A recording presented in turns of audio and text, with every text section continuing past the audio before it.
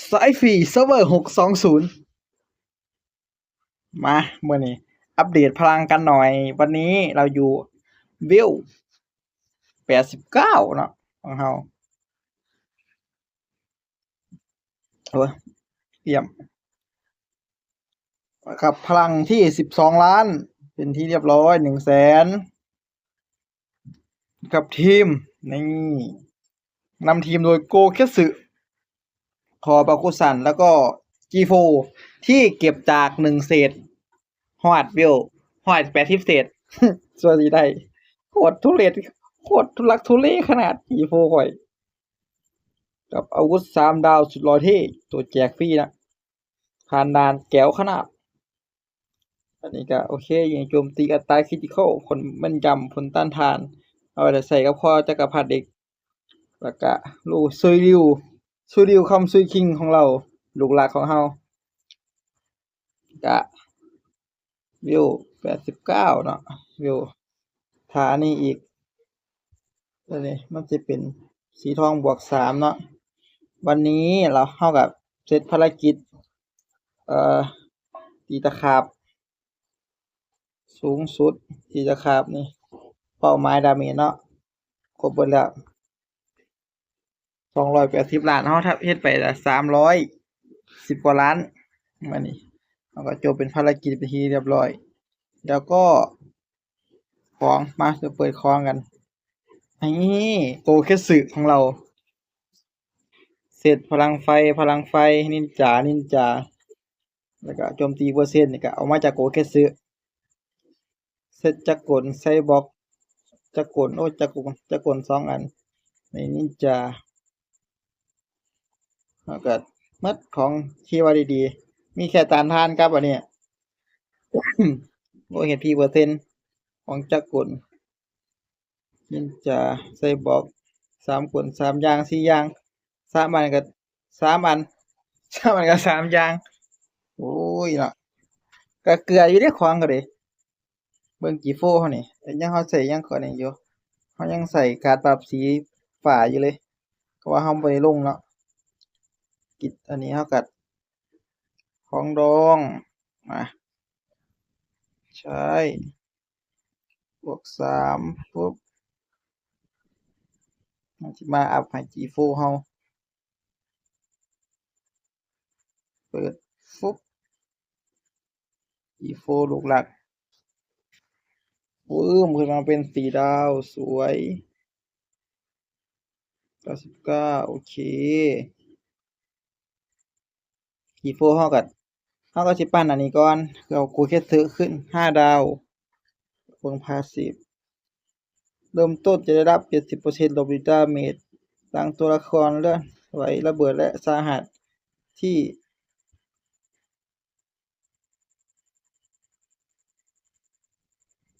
ระเบิดสาหัสที่อยู่บนศัตรู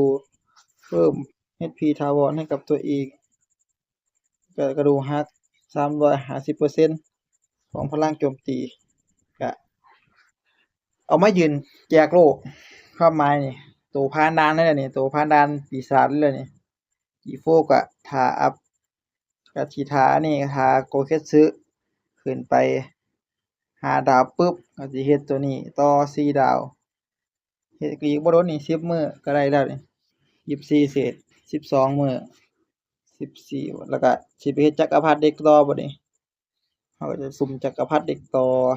อนาคตเฮาปึ๊บเข้าไปของดองมาพร้อมแบบเบิ่มๆนี่ตัวดำ190 ใบ99 ใบเนาะแล้วก็ตัวอาวุธ48ทุกอย่างก็พร้อมของแดงอะที่คิดว่าสิการปรับสีแดงก็น่าสิเฮ็ดไวอยู่เพราะว่าเฮามีก็เฮาก็ถือว่าเฮาปั้นมาดีเติบอยู่สำหรับสายฟรีก็บ่ได้ดีขั้นสุดดอกก็ดีเติบอยู่แต่ว่าเฮาบ่มีข้อหยังเลยเฮามีแค่บาคุซันข้อเนาะบาคุซันนี่แหละข้อธรรมดานี่ฟูลบอมเฮาก็บ่ได้เฮาก็ท่ารอมันแจกพุ่นล่ะมาค่อยสิท่าเอา2 ทุ่มเป็นที่เรียบร้อยรับของเฮาก็สิท่าอันนั้น ก็สิท่าจักรพรรดิเด็กรีเทิร์นมาปึ๊บเนาะมาเบิ่งหมู่กันอยู่ไสล่ะวิตตี้นี่วิตตี้12,000,000 100,000สูสีกันไปแต่ว่าวิตตี้บ่ทันได้ไอ้นี่อยู่ยังบ่ทันได้ไอ้อิหยังก็ G4 อยู่ก็เหลือ5เศษ G G4 เหลือ5เศษอาจจะได้เร็วๆนี่ล่ะมั้งของเฮาก็ UR 2ตัวแล้วเนาะเฮาก็สิพลังนำอยู่แล้วมั้งเฮาคิดว่า116 2116บิตตี้2110สายคัมภีร์อันนี้ก็สายฟรีนี่สายฟรีพลังบ่ไปบ่มาเลยอันนี้ก็ได้2ตัวโอ้ยน่าสิไปเอาอันนั้นเอาจักรพรรดิเด็กดีกว่าแต่ว่า Zombie Man นี่ต้องเอาเล่นคู่กับอันนั้นสิต้องเล่นคู่อันกับไอ้ทะเลลึกมันค่อยสิโหดถ้าไอ้ Zombie Man บล็อกลูกไฟเนาะแล้วก็ทะเลลึกหลบลูกไฟที่บล็อกไว้แจ๋วเลยมันเป็นคอมโบ Zombie Man บวกทะเลลึกเท่ากับ Sonic UR อาวุธ3ดาว ผู้ใดมี Sonic UR นี่ก็เล่นง่ายเลยแหละอีหลีเล่นง่ายแบบสุดๆเลยนี่ Sonic UR จาก Hero Support แลกฟึบเดี๋ยวเว้ยเพื่อแลกได้นี่ก็แจ๋วเลยนี่600กับอาวุธ700เป็น 1,300 เดือนหนึงเอาสู้ๆสายคัมภีร์ไปเฮาสิมาเบิ่งวิธีเฮาสิไหวบ่12,000,000 vs 12,000,000เนาะโอ้เฮาบ่ทันได้จัดทีมเว้ยโอ้เขาเร็วกว่าเว้ยเฮาสิบ่อันนั้นเฮาของเฮาสิบ่ไอ้เฮ็ดให้ไอ้หยังก็ว่า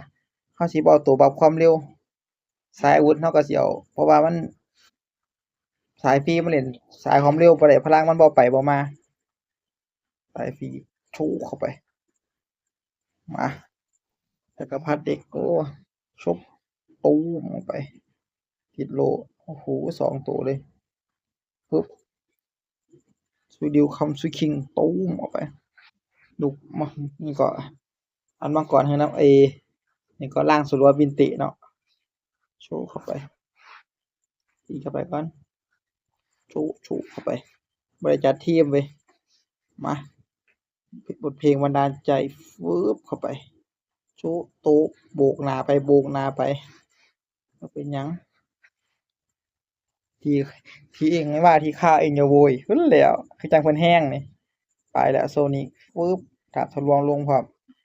ตีธรรมดามาเอาละบาดนี้เลเซอร์ข้างฉีดเข้าไปฟืบอาวุธ3ดาวสุดหล่อเท่ฟืบตูมเข้าไป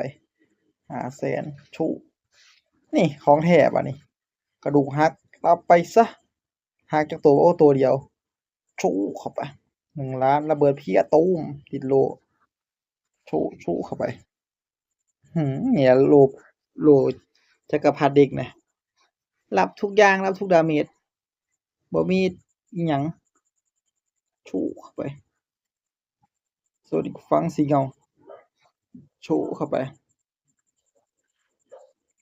จักรพรรดิเด็กนี่ก็โฮโลสไตล์บ่ชูเข้าไปตีธรรมดาไล่โจมตีชูล่างสลัวบินเตะเพิ่นนะเตะสุริวว่าสุริวเฮาก็ปั้นมาดีกันแล้ววะชูเข้าไป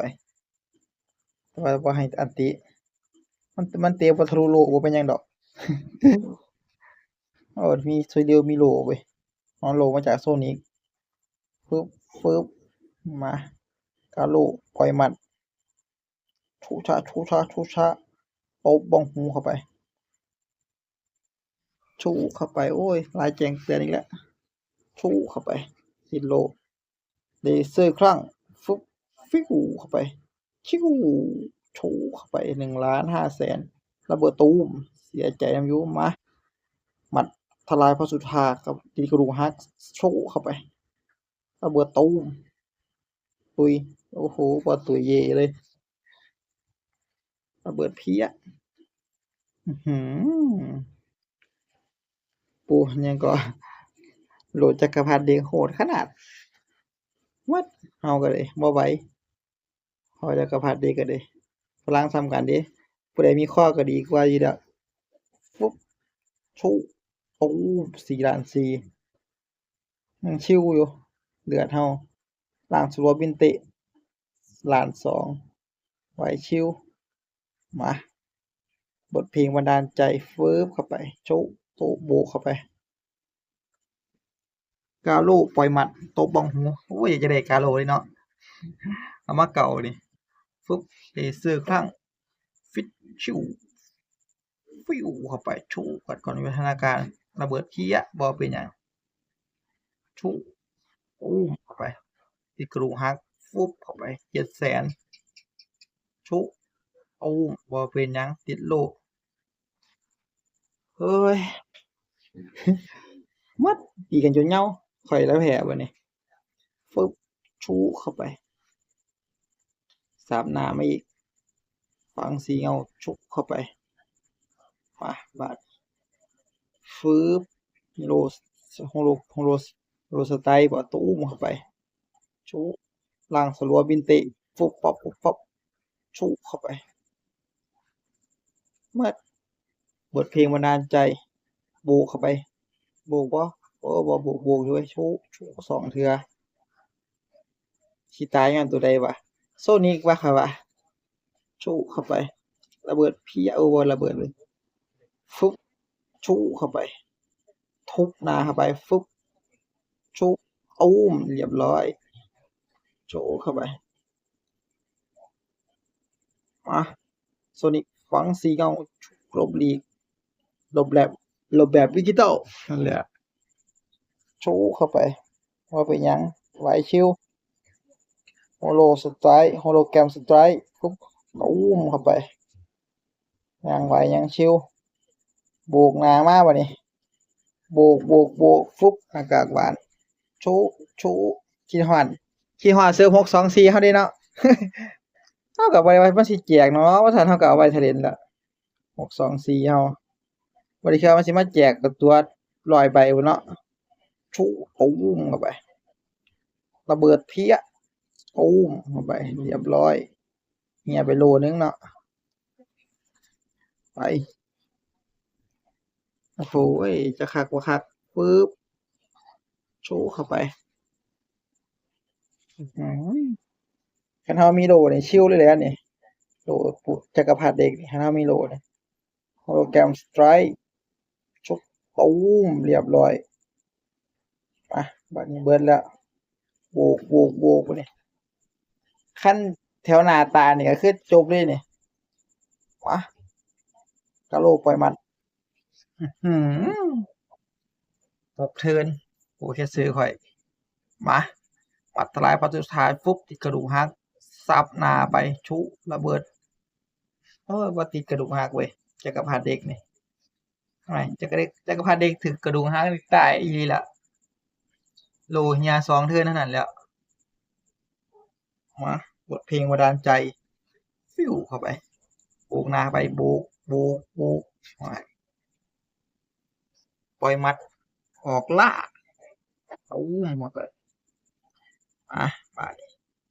ปัดทลายปัดสุดท้ายชุบ่เป็นหยังโอ้ยเหยียบเทื่อเดียวกดจิบเหยียบเทื่อแรกบ่ติดกระดูกหักเว้ย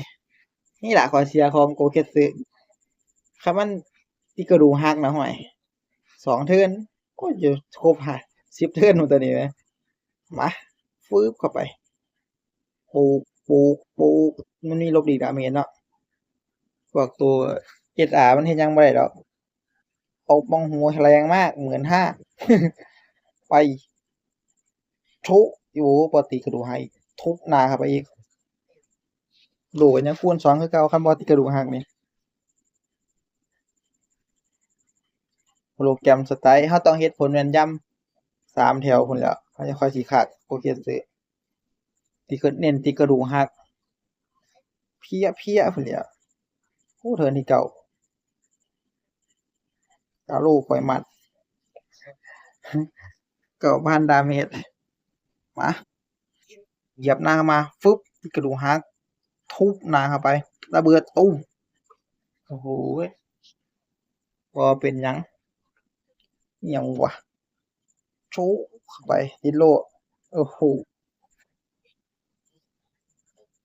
มาบาดนี้เทิร์นที่10 เทิร์นสุดท้าย3รุม1บ่มีผลโชะเข้าไป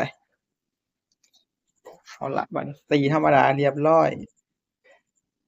ถ้าก็หมดเวลา10เทิร์นโอเคครับคลิปนี้ก็พอแค่นี้สำหรับเซิร์ฟเวอร์620สายฟรีของเรากับของดองไอ้งี้ของดองแฟลชประกายแสงกาโร่แล้วก็อันนี้5อันแล้วก็ตัวเลือกที่เลือกนี่ก็ตัวที่เลือกเนาะใช่ล่ะลูกแก้วโกะแล้วก็ราชาทะเลลึกสุ่มไปแล้วเนาะของเฮาการันตีไปแล้วอันหนึงเฮาได้ลูกแก้วกาโร่เฮาก็สิท่าอีกจักมื้อนี่อีก10ใบอีก14 15อีก15วันโอเคครับไปแล้วครับ